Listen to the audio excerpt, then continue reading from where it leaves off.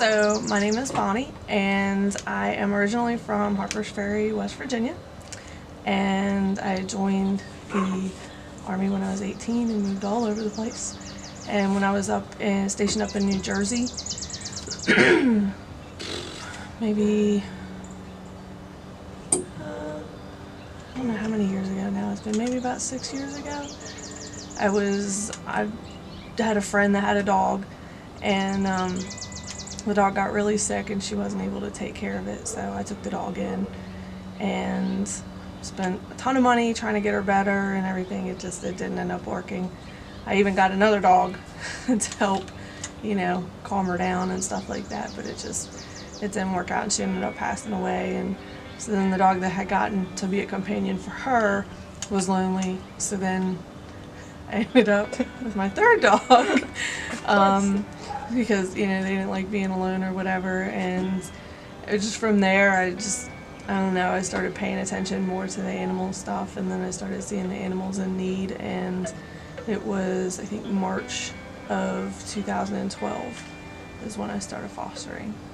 Fostering as a whole is is as challenging as you're willing to take on. Sometimes if you really want to push yourself, or if you just want to kind of be like, yeah, I just want to hold something cute and fluffy for a little bit, those are our kitten fosters.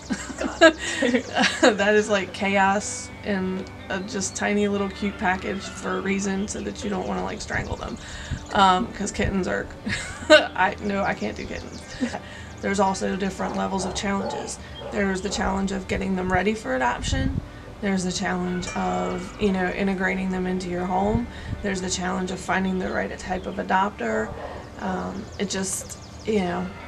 For me particularly, I do a lot of the training needs dogs.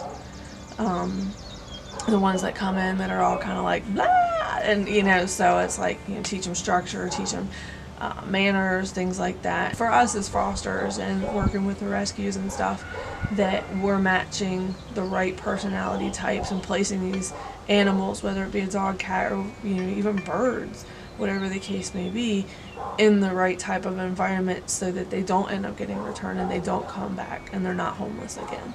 Because that is the end goal, is to find a place for them, that's kind of where they're going to be. Because people go to these breeders and they get these Christmas puppies and they're like, I'm going to give this to my kids. And then, the end of January, February, they're on Craigslist, they're on all these, sales sites and stuff going, oh, my kids aren't taking care of it, we just don't have time. And it's like, ugh. So it gets frustrating. And there's plenty of good dogs out there. The biggest thing I hear is, you don't know anything about the shelter dogs. You don't know anything about their personality or whatever. And it's like, and I understand that that's totally a valid thing. There are a lot of great dogs on the shelters. There really are. But, if that's going to be your thing, then go to a rescue, because the fosters and the rescues, they know so much about their dogs, and that's, part of what they do is help to place dogs in the right type of home and to cut down on the homeless numbers. And then also a lot, rescues will make sure that the animals are spayed or neutered, so that we're not adding to the population.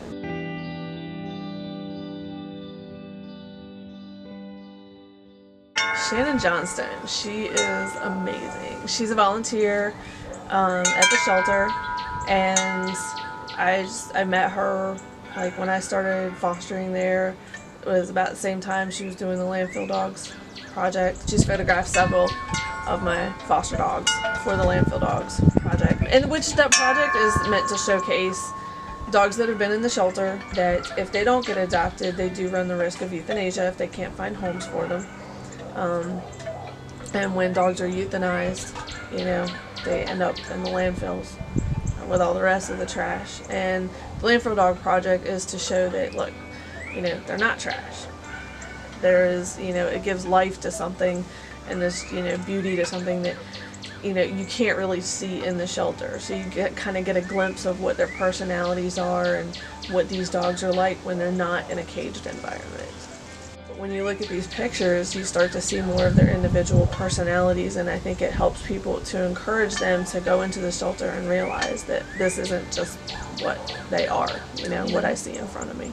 Yeah, so Bo is a 9-year-old Shepherd Bloodhound mix that came into the shelter as a stray, and they thought he had arthritis and maybe some other, you know, old dog issues. So a rescue out of Pennsylvania is actually Good Old Tales Senior Animal Rescue out of Hanover, Pennsylvania. They took him on fostering for them. We took him to the vet, and we found out that he has an enlarged right heart. When you look at the x-rays, you can see the right side of the heart is extremely big. He also has an infection in his spine called discospondylitis. He has an enlarged spleen. He has arthritis. All the cartilage is gone in his joints. So he has a whole bunch of stuff going on right now. So we're just trying to determine the best way to maintain, you know, his health, and just sort of see what we can do to help him. Oh, I know. I know. Oh, yo. What? Ew. That was gross. That was kind of gross. You know, I know it's a good thing. Sometimes I wish somebody else would do a good thing and give me a break. Right, I know. But, you know. I know. But there's just so many out there that there's always going to be a need. And I'm a sucker.